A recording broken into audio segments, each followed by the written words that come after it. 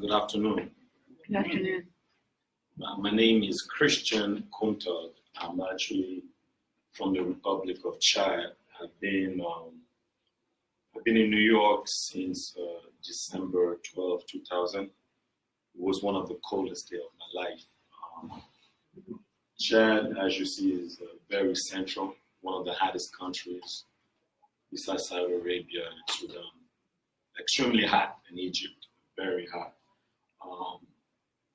I came to the U.S. because my dad was actually Chad's ambassador at the United Nations. So we came here. His term, he was in office from 2000 to 2005, and due to disagreement, there's so much he didn't agree with.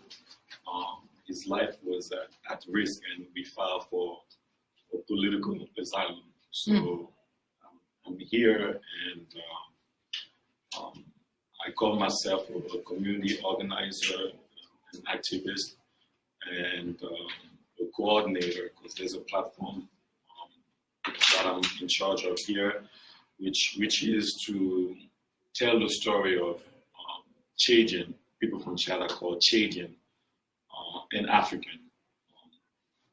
Like Alvin underlined, the story of France, Afrique is we all have that common denominator, which is France. France is currently the seventh power, I believe, and with no natural resources, you would imagine why France is holding on to Gabon, Chad, and all these nations. You don't have any natural resource, and in order to maintain power, you place puppets, which are called presidents, who don't protect their people, who don't prioritize their own people. Chad, the Republic of Chad, my country became a republic between 1945 and 1948. We've gained our independence August 11th. I'm laughing because independence is really not there. There's no independence when you don't have power over your natural resources. It's all about the economics. As of 2018, there are 15 million Chadian in Chad. I'm thinking another 5,000 outside of Chad, including me. The GDP is at 11 billion as of 2018, which is not much. What is the US GDP, just to compare? Any idea? Trillion. How many trillions? A lot. Okay. So we are at 11 billion. How big is Chad? 495,755 miles square. Any state that you could think of? Alaska. Okay, so Chad is as big as Alaska, and the capital of Chad is N'Djamena.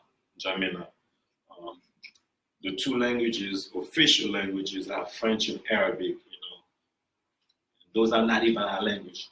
Like I speak Gambite. That's like my language. That's my mother's tongue. And those languages are not even part of the official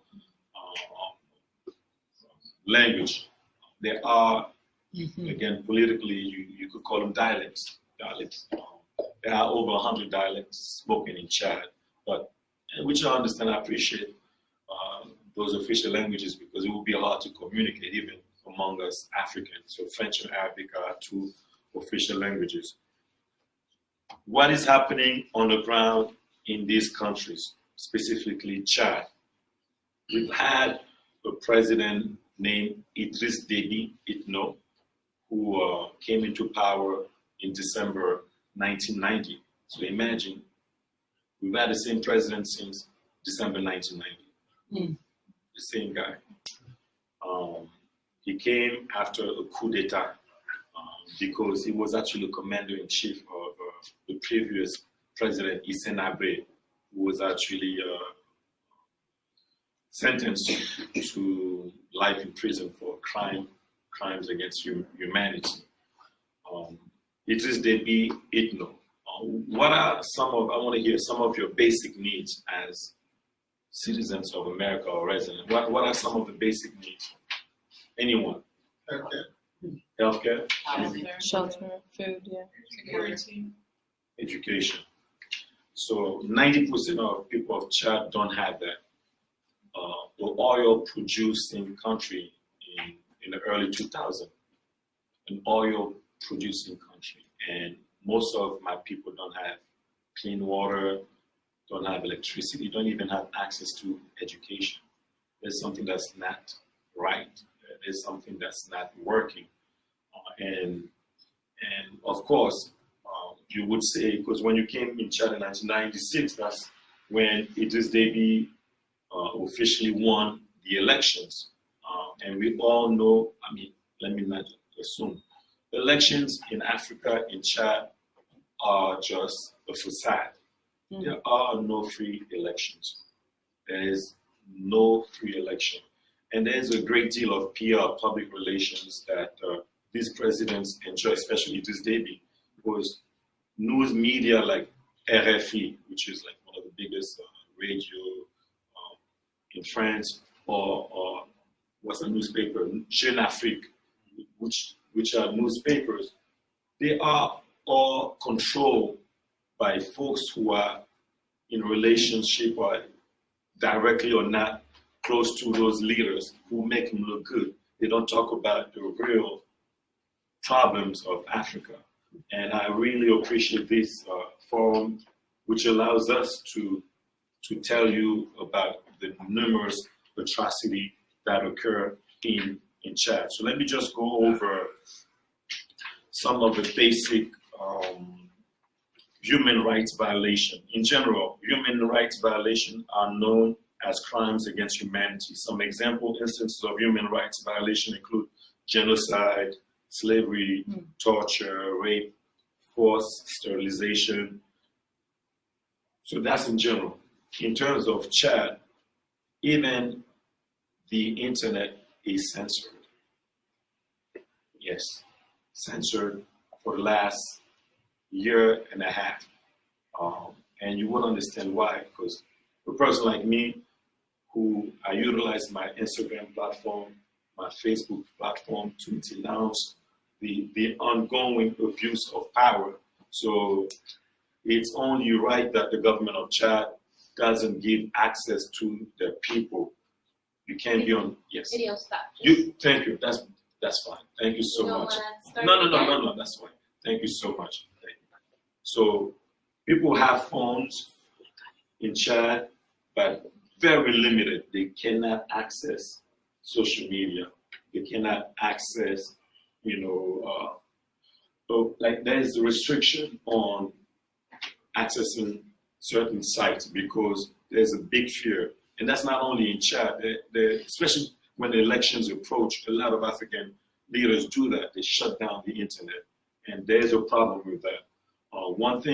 Another thing that my people don't have, the right to peaceful protest for the last 2 years, actually since 2016. No one is allowed to protest peacefully. No, by law. No one is allowed to protest peacefully. I may have a few minutes left. I don't know if are we coming back to talk about solutions? Oh, yes. Okay, beautiful. But thank you for your time, and I'll be back. Thank you.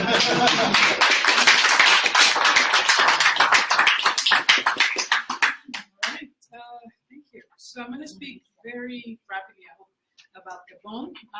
So CFA is the currency of Gabon. It's the fifth largest oil producer in Africa. So it's a country that's rich in natural resources: diamond, gold, petroleum, natural gas, timber, uranium, iron. I mean, whatever whatever resources apparently we have it. Whatever resources France needs, we have it.